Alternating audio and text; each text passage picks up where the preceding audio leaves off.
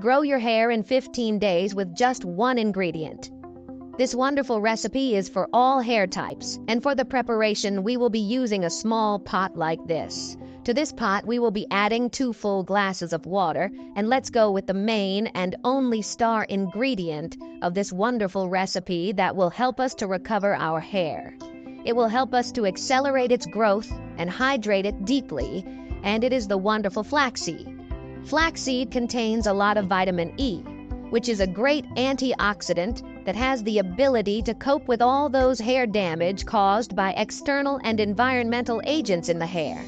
It will help damaged hair to recover and regenerate from the inside.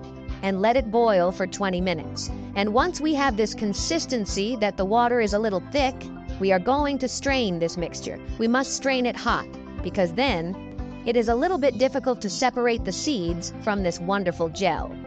And we are going to strain it very, very well. This is a wonderful gel that can be applied 2 to 3 times a week. You can kindly drop a thank you if you like this recipe, and don't forget to follow Paige for more. Thanks.